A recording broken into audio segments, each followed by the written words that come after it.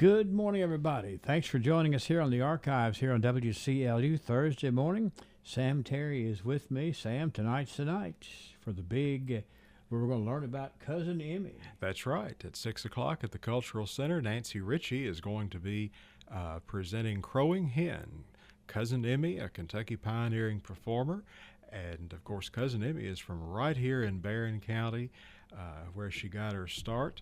And she's got a lot of cousins living here now, and so many of them are musically talented also in the Carver family. So make a point to come down to the Cultural Center and learn more about this local celebrity. That starts tonight at what time? 6 p.m. All right. Don't mess that up. Let's go back 100 years in the archives and read what the Glasgow Republican reports 1 century ago today, Sam. Last Sunday, officers Ed Matthews, Will Combs, and Jack Davis made a little sachet out the railroad in search of crap shooters, it having become notorious that a bunch were in the habit of congregation shooting craps using vulgar language in the presence of women or any other person who comes along. And sure enough, in accordance with the information received, in a cedar thicket, 13 youngsters were discovered surrounded in an open space where the devilment was going on. With the presence of the officers was discovered where there was a sudden scatterment, and 4 of the 13 escaped, and the other 9 were taken charge of.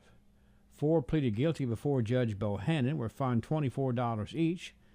3 paid the fines and were released. 1 went to live with the jailer Mansfield for a time. The other 4 were put on trial, but the 4 who pleaded guilty swore the other 4 were not guilty, so they were discharged. Now, that's an interesting story. So shooting craps was a big deal around here. And then throw in the vulgar language part, which seems, not necessarily always associated with shooting craps. But nonetheless, there's a couple of interesting words there. The word devilment and scatterment. Those catch me off guard. Interesting phraseology. That's right. But anyway, a big story. These Mr. Matthews and Combs and Davis made a sachet out the railroad, and they hit the jackpot, so to speak. Cleaning up what was wrong. This was the day in 1934. We have a story. Looks like I'm on the wrong page right here, Sam. Excuse me. I got so hung up in devilment that I didn't turn the page. 1934, H.F. Thomas has purchased the pool room and the lunch counter business of E.O. Thomas on the south side of the public square. This action followed that of the city council in revoking the permit of E.O. Thomas to sell beer.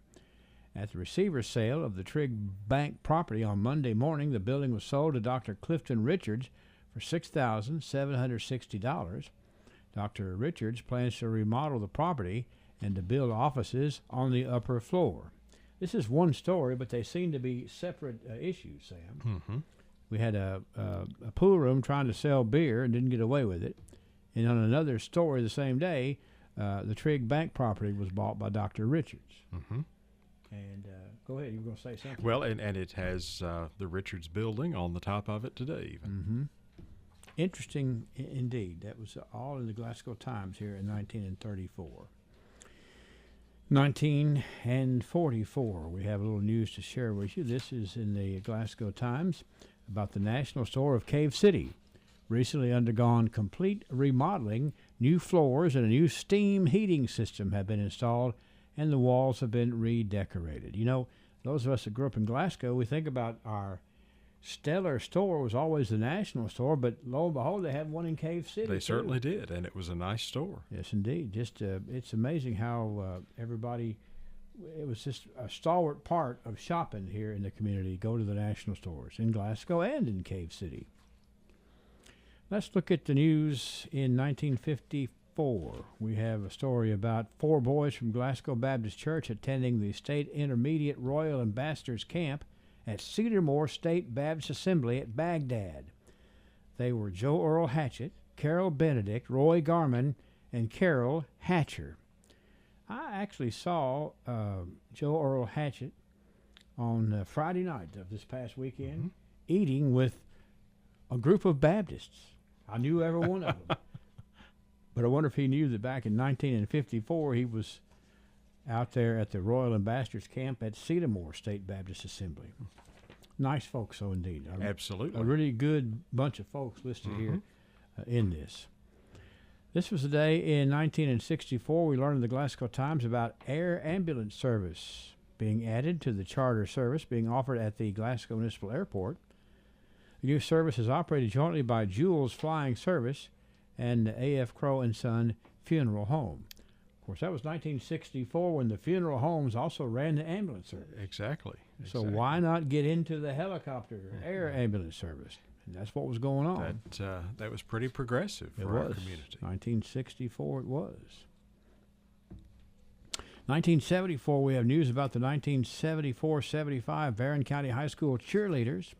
They are Joe James, Tricia Durham, Donna Shelton, April Bull, Kim Davidson, Carmen Gwynn, Wanda Shirley, Donna Barbie, Diane Jameson, and Mrs. Ronnie Zimmerman is the sponsor. A good group of cheerleaders there. They certainly were. From 1974, the 74-75 BCHS cheerleaders. I believe they could probably lead the cheers today I as bet well. You I know several of them that attend the ball game still, for sure.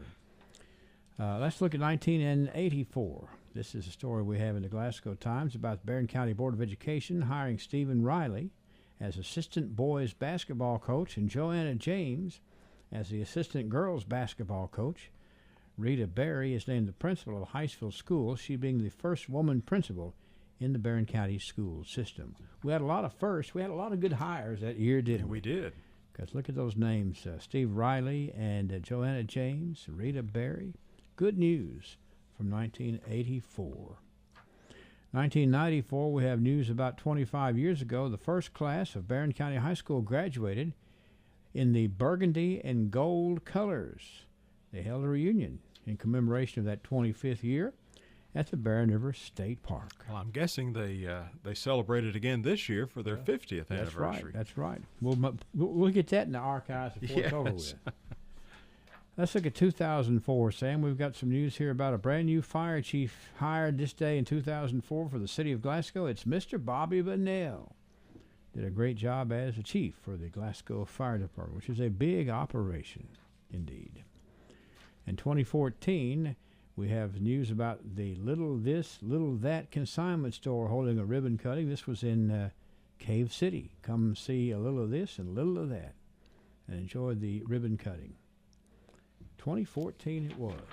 Wow, what a day in the news. See you tonight at the Cultural Center. Come and learn about Cousin Emmy, and we'll come back tomorrow and rephrase some of these parts of our history from the various newspaper publications harbored at the South Central Kentucky Cultural Center. All right? See you then. Thank you.